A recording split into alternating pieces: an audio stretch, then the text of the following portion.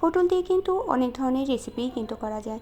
দই পটল, পুরভরা পটল, সরিষা পটল, পোস্ত পটল, আর আমি আজকে করেছি কিশমিশ পটল। এটাও খেতে খুবই মজা আর সুস্বাদু।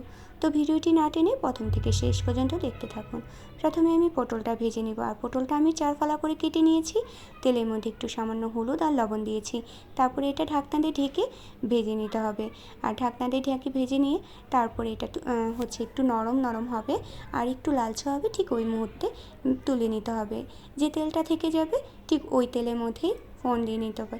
ফোড়নের জন্য দিবে একটুখানি শুকনো লঙ্কা আর সামান্য পরিমাণে জিরা দিয়ে, জিরাটা আর শুকনো লঙ্কাটা যখন লালচে হবে তারপরে বেটে রাখা মশলাগুলো অ্যাড করব।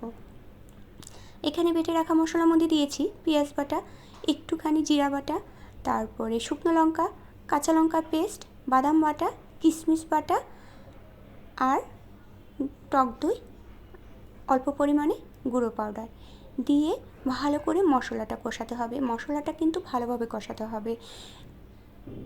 কষাতে কষাতে যখন তেল ছেড়ে দিবে ঠিক ওই মুহূর্তে ভেজে রাখা পটলগুলো দিব। পটলগুলো দিয়ে আবারও বেশ খানিকক্ষণ কষিয়ে নিতে হবে। কষিয়ে নিয়ে যখন এর মধ্যে তেল ছেড়ে দিবে ঠিক তারপরে আমি জলটা দিয়ে দিব। জলটা দিয়ে ঢাকনা দিয়ে ঢেকে দিব। বেশি জল দেব না, যেহেতু ভাজার সময় পটলটা নরম হয়ে গেছে, তাই অল্প পরিমাণে জল দিয়ে ঢাকনা দিয়ে ঢেকে দিব।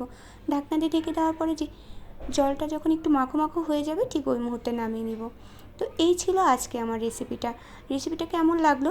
আশা করি ভালো লেগেছে। যদি ভালো লেগে থাকে তাহলে আমার পেজে লাইক, কমেন্ট আর একটা ছোট্ট শেয়ার করে সকলকে দেখার সুযোগ করে দেবেন।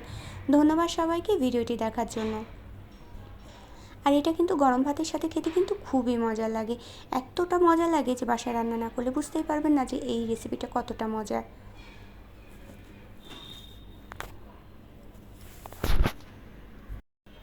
এখানে কিন্তু আমি কোনো চিনি দেইনি, যেহেতু কিশমিশটা মিষ্টি, খুব বেশি চিনি প্রয়োজন হয় না। আর আমি চিনিটা খুব কমই দেওয়ার চেষ্টা করি। আপনারা যদি টক দইয়ের সাথে একটু চিনি দিতে চান তাহলে দিতে পারেন। তো এখন এটা নামিয়ে নিব। নামিয়ে নিয়ে গরম গরম ভাতের সাথে পরিবেশন করব।